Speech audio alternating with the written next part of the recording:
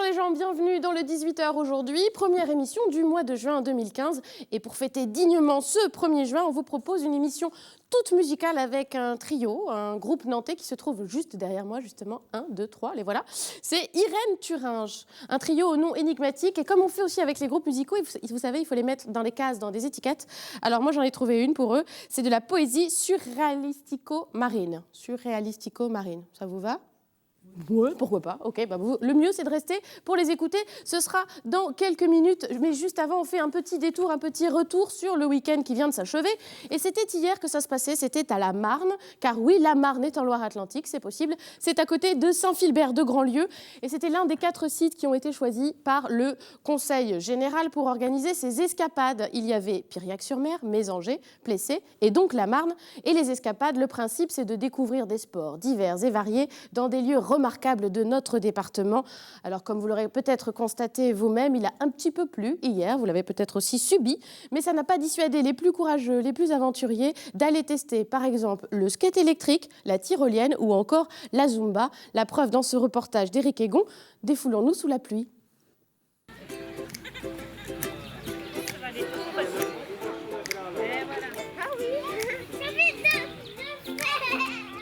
J'ai fait l'escalade, le skate électrique, je suis en train de faire l'acrobranche et d'autres trucs.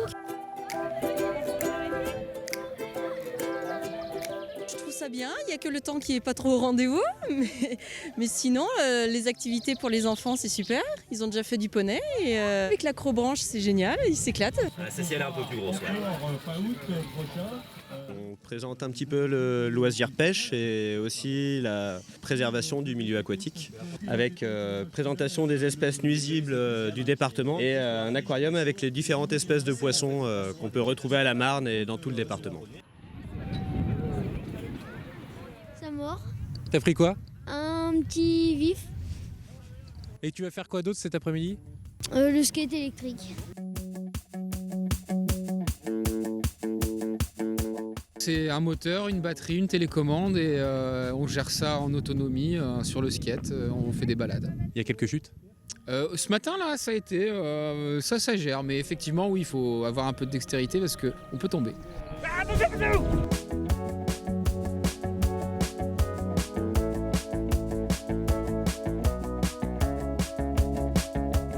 C'est trop cool, j'aime bien moi. En tout cas les jeux de combat comme ça, plus c'est pas dangereux, il y a le matériel qu'il faut et tout.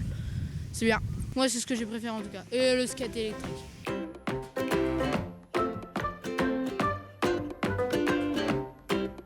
C'est formidable, c'est une découverte pour moi, ce concept-là. Puis je trouve que c'est vraiment extra. Il avait envie de faire de l'escalade, eh bien on a fait de l'escalade. Et cet après-midi, je crois qu'ils veulent faire la tyrolienne et plein d'autres choses. T'as envie de faire quoi toi? Je ne sais pas encore, je vais regarder, mais j'ai déjà une idée en tête, faire de la tyrolienne.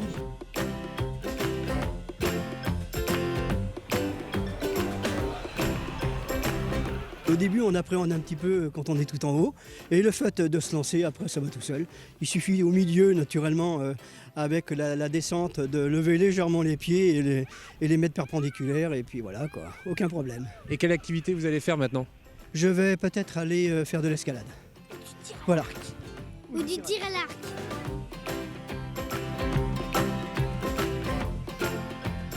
On a vraiment une bonne ambiance déjà. Ils apprécient en fin de compte le côté déjà sportif sympathique. Et puis calme, sérénité, concentration. Voilà, c'est les points forts de notre sport qui, on l'espère, va attirer pas mal de monde dans notre club de Saint-Philbert.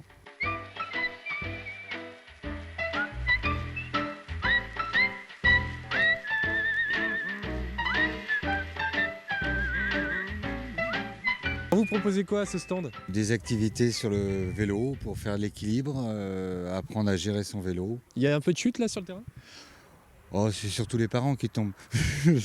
Les enfants savent tenir sur le vélo.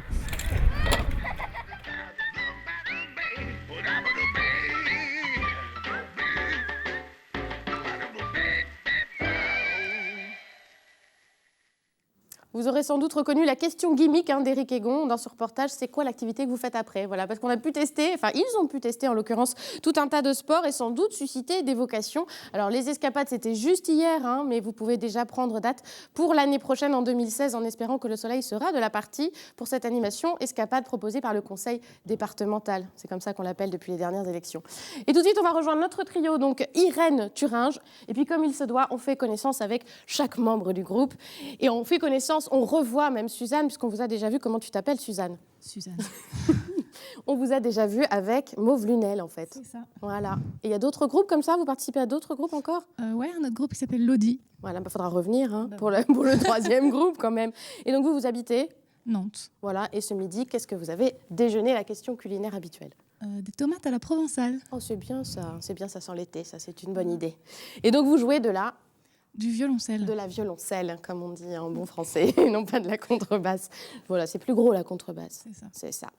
Et puis on va aller voir Irène Thuringe, chanteuse, leaduse et violoniste, je suis nulle en instrument, de Irène Thuringe. Comment ça va bien? Ça va très bien. Ça va très bien.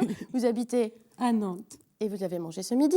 De l'huile. De l'huile, voilà. Le petit clin d'œil à Valérie Lemercier dans ce fameux sketch des nuls. Oui. C'est ça.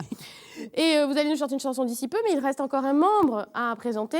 Bonjour Marc, comment tu t'appelles? Marc. Voilà, ça tombe bien. Et tu joues de l'accordéon. Voilà, vous l'aurez reconnu aussi, l'accordéon, c'est facile. Et donc on ne fait pas forcément de la musette avec l'accordéon. Non. Pas forcément. On peut faire tout un tas de choses. Oui. Exactement. Et donc toi Marc, qu'est-ce que tu as mangé ce midi? Des pseudo-pâtes carbonara. Parce que les vrais carbonara, sachez qu'il n'y a pas de lardon dedans. Exactement. Et pas de crème. Tout à fait. C'est ça, j'ai entendu ça ce week-end. Voilà, bref. Et vous allez surtout chanter une chanson qui s'appelle La vendeuse de fleurs et le marin épris d'une sirène aux longs cheveux. Voilà, c'était à elle de le dire quand même, il est un petit peu compliqué. On vous écoute et puis après, on se parle.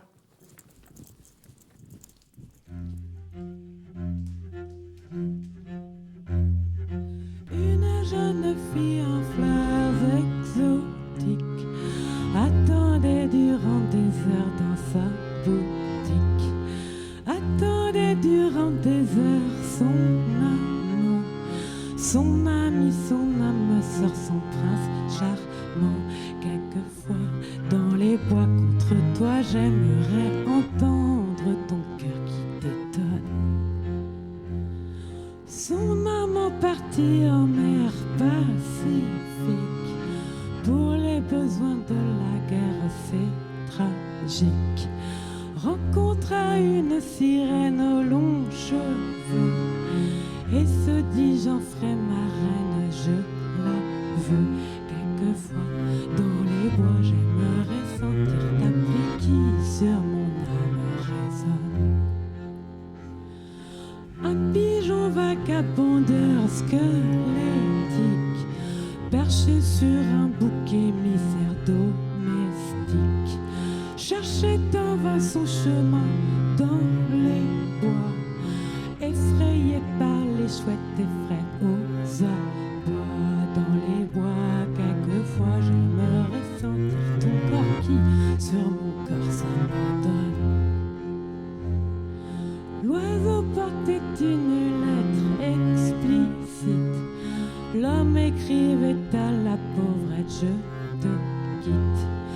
Le pigeon mourut de froid dans la nuit, la missive n'arriva pas à la fille.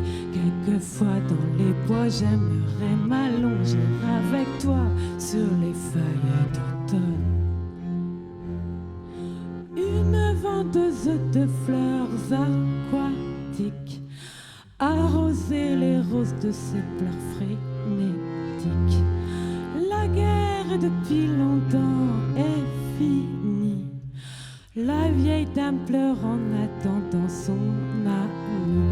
Quelquefois dans les bois j'aimerais sentir ta chaleur dans mon dos qui frissonne.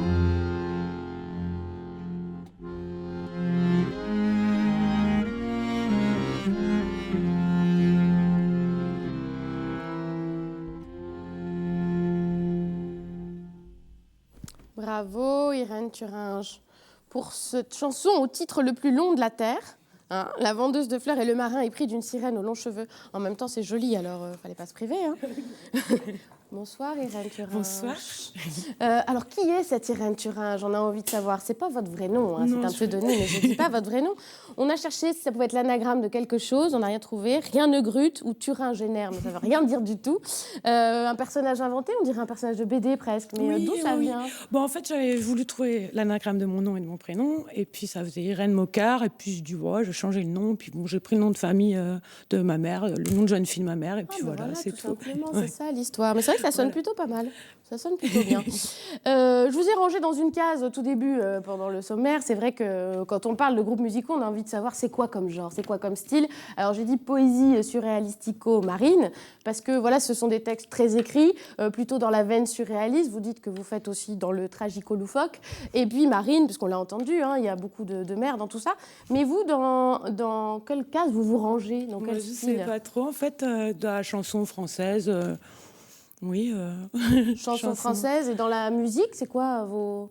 Les références? Ouais, vos inspirations. Je pioche un peu à droite à gauche, donc malheureusement, je connais rien à fond. C'est souvent quand les gens ils écoutent quelque chose et ils me disent ah, bah tiens, on va écouter ça. Donc c'est assez hétéroclite. Il y a beaucoup en classique, même bon, ça peut être de l'électro, ça peut être de la chanson bien sûr. Il y a beaucoup de choses différentes, quoi. Alors moi, quand je vous entends, alors c'est le jeu des ressemblances aussi. Hein, il y a un petit côté Brigitte Fontaine. On l'a déjà dit ou pas? Plaisir. C'est vrai? Ah oui, beaucoup. Ouais. C'est une référence qui vous parle. Parce qu'elle a c'est des très beaux textes. C'est une plume. Ouais. Et c'est une voix. Et c'est une voix aussi, et puis oui, vraiment. Ça vous parle. Oui, le surréalisme aussi chez elle, voilà. Et alors il y a aussi d'autres chansons, comme qu'on écoute sur votre SoundCloud par exemple, comme Jules, ou alors là on est plutôt dans une veine un peu à la Brassens, moi je trouvais, ça faisait un peu aussi cet univers-là. Vous êtes d'accord? Oui, ça fait plaisir. Bon, après, c'est des bonnes références quand même, j'ai mis à la barre assez haute là. Quand on compose, on réfléchit pas forcément à ça. Ouais. Mais on réfléchit à quoi alors quand on compose? Il y a des idées qui viennent et puis c'est pas. Des fois, on sait pas où on va et puis l'histoire se fait d'elle-même et donc puis là, bon, pour Jules, c'est spécial parce que la versification elle est un peu bizarre, donc les contraintes des fois nous emmènent sur d'autres horizons. L'histoire, elle n'est pas forcément comme on l'avait imaginé au début. Et c'est ça qui est drôle, en fait. C'est ça qui est fascinant. Ouais, c'est vraiment... C'est vrai que les auteurs disent souvent ça. On a du mal à imaginer qu'on ne sait pas où on va quand on commence. Mais pourtant, c'est vrai. En fait, c'est ça. Vous avez dit versification. Donc, ça veut dire on est bien dans la poésie quand même. Vous faites des vers. Oui. Toujours, dans toutes les chansons? Oui. Oh, ouais. À chaque fois? Oui. Et alors, pourquoi, du coup, vous vous êtes dit, au lieu de faire de la poésie, je vais quand même faire de la chanson? Parce que vous auriez pu faire que de la poésie, mais vous vouliez le mettre en musique. Oui, j'avais envie de mettre en musique vos créations. Alors, pour cette interview, on a écrit Irène Thuringe, un brin de chanson, ça nous faisait sourire, un brin de chanson, et les embruns, parce que je le disais, ça respire la mer quand même aussi, toutes ces chansons. Il y a une chanson qui s'appelle La plage, là on a une chanson avec une histoire de marin. Évidemment, on pense aussi à vos origines bretonnes, hein, c'est aussi pour ça. C'est la bretonitude qui parle en vous. Ça vous inspire tout ça, le thème de la mer, les histoires au long cours? Je pense que c'est en moi. Hein. Je suis née à Concarneau, j'ai grandi à Concarneau. Et c'est vrai que je pense que ça fait partie de... C'est le quotidien quand on va... Même pour aller à l'école, on passe par le chemin côtier. On passait. Mais je veux dire, voilà, on a quand même... Après les cours, aller piquer une tête, c'est notre quotidien, quoi. Donc... Des marins, il y en a toujours. Et les marins, j'étais beaucoup marquée parce qu'à l'école primaire, j'étais avec beaucoup d'enfants de marins. Et ce sont des gens qui... il y en a beaucoup moins maintenant, avec la crise de la pêche. Mais c'était des gens très superstitieux quand on voyait leurs enfants au catéchisme. C'était surtout parce qu'ils avaient... Surtout par peur de la malédiction un peu. Quoi. Il y a ce côté-là qui m'a toujours fascinée. C'est vrai que ça donne un univers où il y a plein d'histoires, de fables, de légendes. Oui, c'est assez étonnant ce milieu. Alors on va revenir aussi sur votre parcours à vous. Je suis très troublée parce qu'il y a vachement de roses derrière moi. En fait, c'est inhabituel, mais c'est joli. Votre parcours à vous, vous êtes finistérienne, vous l'avez dit, vous êtes née à Concarneau. Vous faites du violon depuis l'âge de 7 ans. C'était un choix ou c'est papa-maman qui vous ont C'est mes poussé? parents qui m'ont dit quel instrument tu veux faire. Ouais. Donc moi, je me suis dit, faut que je fasse un instrument, quoi. Donc je fais un violon. Un violon, comme ça, pourquoi violon? J'avais vu un Irlandais qui jouait Fidel, quoi. Et ça, j'avais eu envie de jouer du violon. Ouais. Mais j'avais envie de faire, hein, mais c'est vrai que la question pour moi se posait même pas de savoir si je voulais ou pas faire de la musique. Je me suis même pas posé la question. C'était une évidence familiale. Voilà. Une évidence familiale. Il y a eu aussi un petit détour alors par les Beaux-Arts, bien plus tard. Hein, vous avez fait du violon tout le temps, mais après 3 ans de Beaux-Arts. Et puis après, vous êtes retourné au violon, et puis de façon un peu plus professionnelle, en accompagnant différents artistes, comme Gwenine notamment, qu'on avait déjà reçu aussi sur ce plateau, toujours dans l'esprit breton, hein, justement. Également un joueur de kora, ça c'est assez... Oui, Cheikh Tidiane. Ouais. Et puis Thomas Fersen, carrément. On peut aussi tout accompagner justement avec le violon. C'est un instrument polymorphe, polyvalent. Ça dépend quel violoniste on est. Et donc vous êtes une violoniste polymorphe. Polyvalente, oui. Alors c'est un avantage pour plein de choses. Après, ça peut être aussi difficile parce d'être polyvalent, ça veut dire aussi qu'on n'est pas spécialisé. Donc ça peut être un avantage. Comme là, je pense que c'est intéressant. Pour la chanson, c'est intéressant, oui. Alors justement, le violon au début, plus avec le côté breton, comme Gwenine, justement. Puis vous dites, j'ai fait du violon parce que j'ai entendu jouer un irlandais. Donc il y a aussi cet héritage celtique dans le violon. Oui, un petit peu, oui, tout à fait. Vous avez voulu vous défaire après ou... Non, pas spécialement. Mais c'est vrai que j'ai quand même... Et puis j'ai fait un peu de fest-noz aussi, donc il y a toute une mouvance. En Bretagne, c'est obligé. Voilà. Et puis il y a la mouvance avec les guichènes et tout ça qui proposent quelque chose de très intéressant, parce que c'est plus trop de la musique à danser, mais ça reste quand même sur des modèles de musique à danser avec des rythmiques fabuleuses, quoi. Enfin, il y a vraiment quand même un esprit de création très important en Bretagne. Jackie Mollard pour les violonistes. Enfin, il y a vraiment beaucoup de gens bien. Et vous êtes arrivé aussi, alors grâce à la Bretagne, vous étiez au Conservatoire à Brest, vous avez rencontré Joseph Racaille, qui est l'arrangeur de Thomas Fersen quand même, et ça on se dit un peu la classe. C'était une belle expérience, ça. Vous l'avez accompagné sur un album et sur une tournée pendant plusieurs années. Oui, pendant 1 an et demi, en fait, pas sur l'album. Et il cherchait quelqu'un après avoir fait son album pour faire sa tournée. L'album qui a Paradis dedans, mais le nom m'échappe. Je suis au paradis. Je suis au paradis, voilà. Ouais. Et vous en retenez quoi de cette expérience-là? Une très bonne expérience, très enrichissante.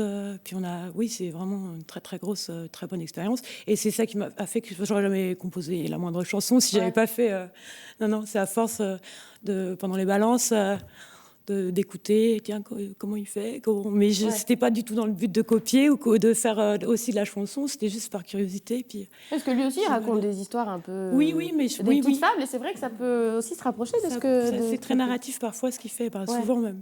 Souvent.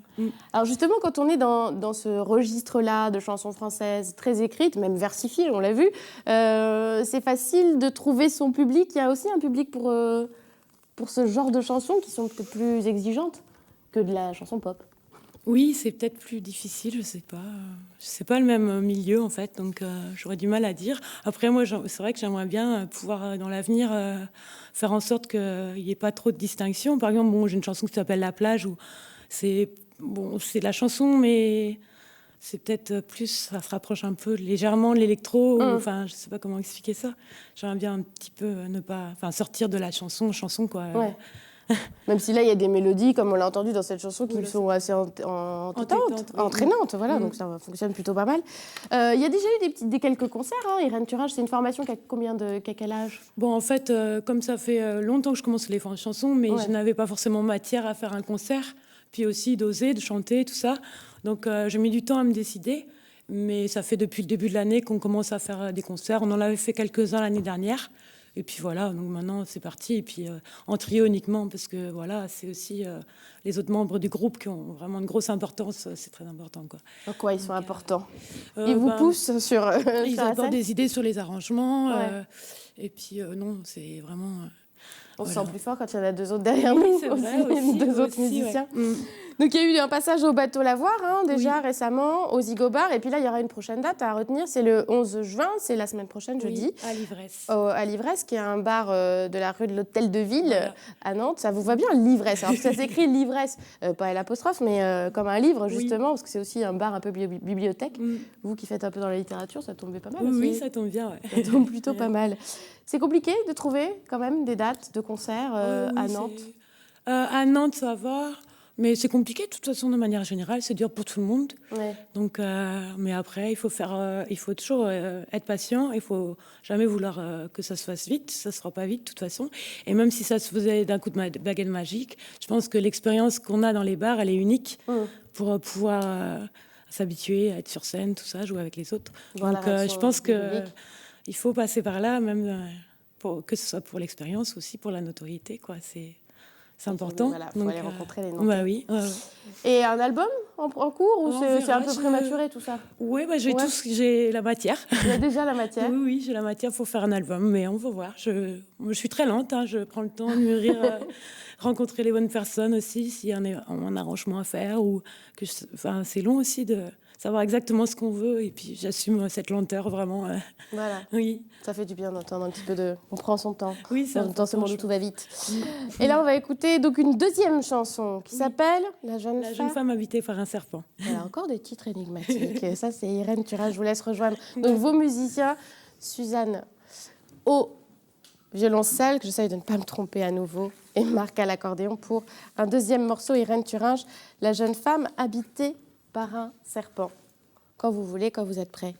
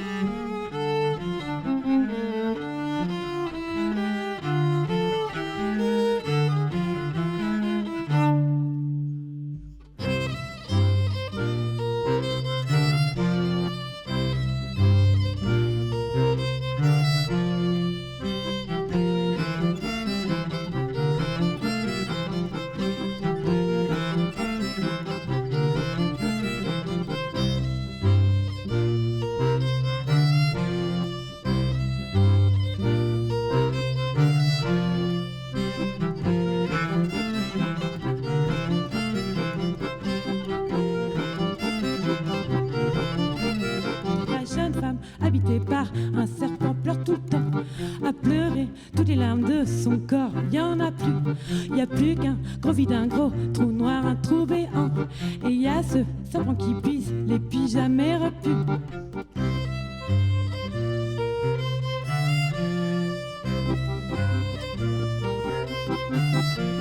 Circuler, y a rien à voir, rien qu'une figure morne, habitée par un python picassette en pique-nique, un ogre frêle maigre colosse dévoreur hors norme, un sombre locataire au bail amphithéotique.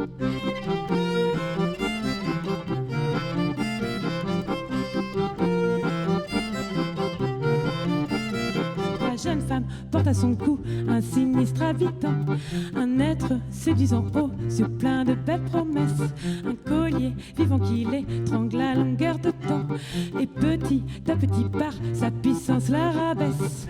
Un serpent glissant sinueux comme une sardine qui s'immisce dans toutes les anfractuosités, dans les moindres recoins et dans les moindres ravines de son pauvre visage et de son corps fatigué.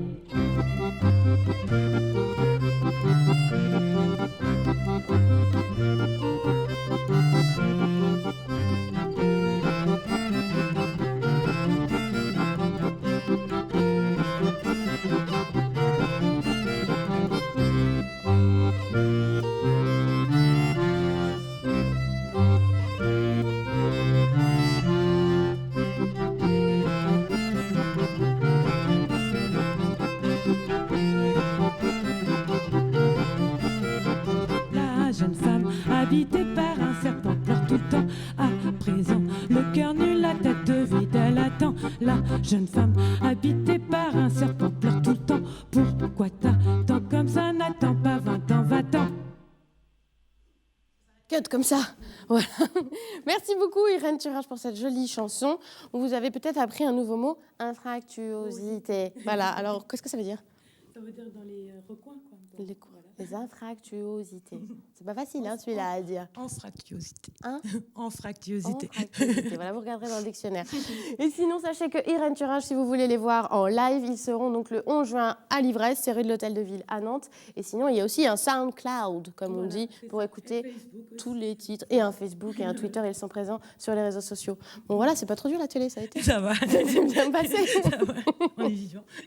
Bon, merci à tous de nous avoir suivis et sachez que vous pouvez également nous retrouver sur les internets, www.telenantes.com et les réseaux sociaux également. Bonne soirée à tous et à très vite. On dit au revoir.